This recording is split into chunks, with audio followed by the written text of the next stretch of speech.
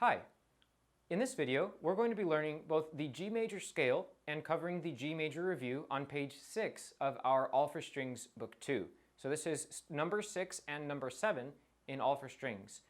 One of the reasons why we're taking a moment to stop and look closer at G major is because when we've been playing in D major, our key signature had two sharps. We had F sharp and C sharp. That meant that we could play high twos on the D string and the A string. But now that we're playing G major, we only have one sharp in the key signature. That's our F sharp. So now that we don't have C sharp anymore, it's just a C natural, it means we're going to have what's called a low 2 on the A string. Instead of playing the high 2 like we have always done before, now we're going to play a low 2 where the first finger reaches all the way back to touch the first finger.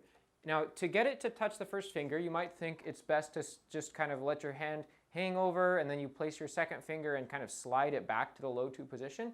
I don't recommend doing that for two reasons. One, you might accidentally hear the slide, that might be audible, and the second reason is you can actually change your whole hand position. It might slide your first finger back, making both of the notes out of tune.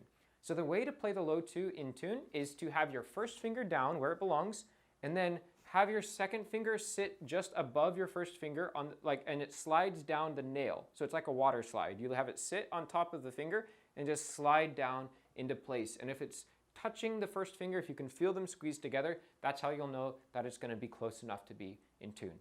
All right, now we're going to play our G major scale together. And on the violin book, you'll notice that there are two notes. They're stacked on top of each other. This is what we call octaves, where we're going to play both the lower octave and then we'll play the higher octave. When we play the lower octave, starting on the open G, we're actually not going to have any of the low 2s yet because we're not playing on the A string or the E string yet. But when we play the upper octave, which is starting on our third finger on the D string, we will come across low 2s on both the A string and the E string. For the notes C, C natural, that's low 2 on the A string, and the note G, which is low 2 on the E string.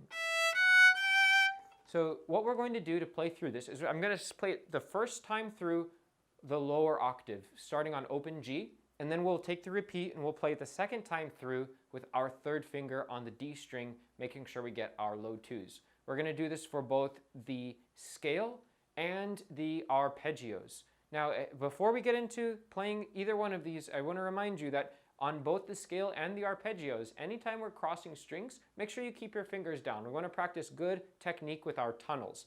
So if you're playing the first 3 notes of section B, which is our arpeggios, our skips, which are G, B, D, you're going to play open G, second finger B, and when you go over to D, the second finger should still be down, even when you add the next note. So we should always keep our fingers down when we cross strings. This is true when we do our scale. If you're walking up and you go to open D, don't just lift all your fingers and then play open D. Keep them down. And then you can lift them and start playing on the next string. Okay, so those are the things we want to keep in mind. We want to keep our tunnels, and we want to remember play low 2s on the A string and the E string. So here we go. This is G major, number 6, starting on open G. Ready? Go.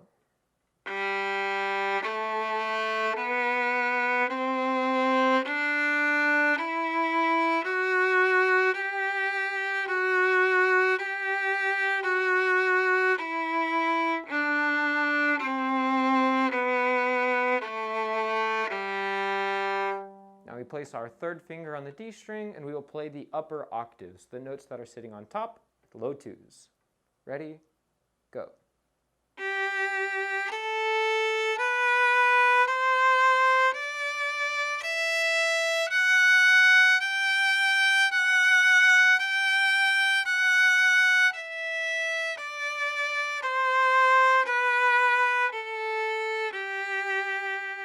Now we play section B, our arpeggios, keeping the fingers down.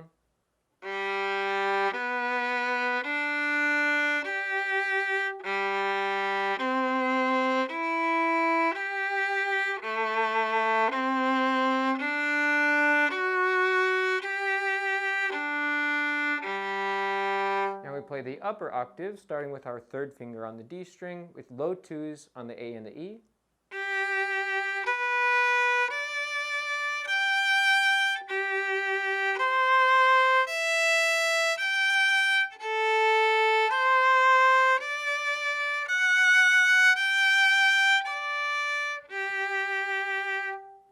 Okay, now when you play these, this applies to both the scale and number 7 G major review. You can apply the bowings that you see down below. It says with the star, apply the following bowings to lines 6 and 7. And what you can do is you're going to play this mixture of quarter notes and eighth notes. The first one is really familiar. It's our pepperoni pizza, or Mississippi River if you're learning it from book 1.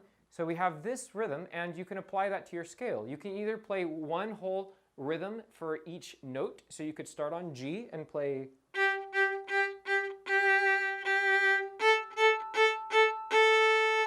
or if you're a little bit more advanced, you can take one beat per note. So you could play your da da da da da da, but 1 and 2 and 3, 4.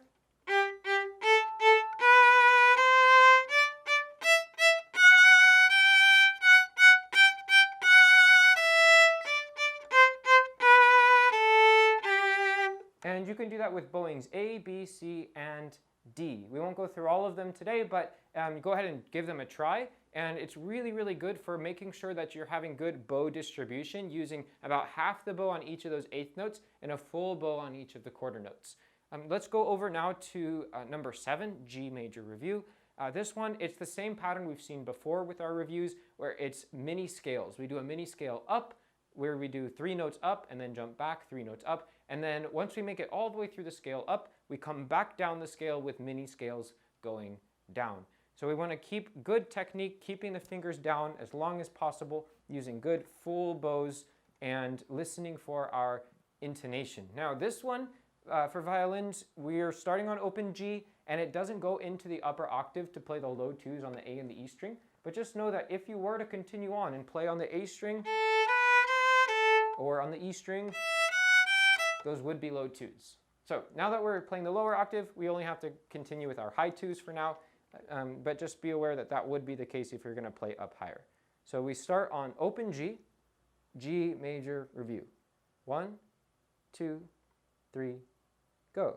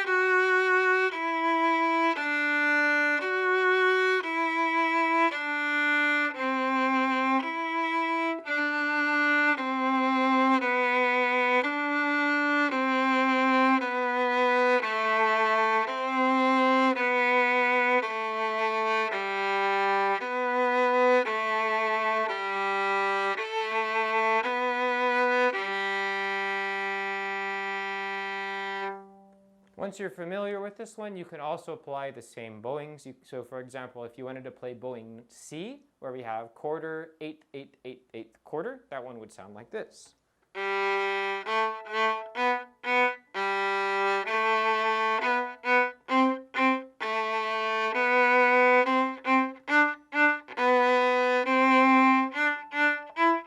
And you want to pay attention to your bow distribution, using whole bow on the quarter notes, half bow on the eighth notes. And these are really fun. You can actually come up with your own. This is the cool thing about scales. A lot of people think scales are dry and boring, but they're actually just the vanilla foundation for all of the music that we play today. So if you take a scale, you take your G major scale and your arpeggios, apply different rhythms to them, change the order of the notes, and come up with your own fun ways to play them. You might notice that you accidentally play some of the songs that you already know just by rearranging the notes in the scale.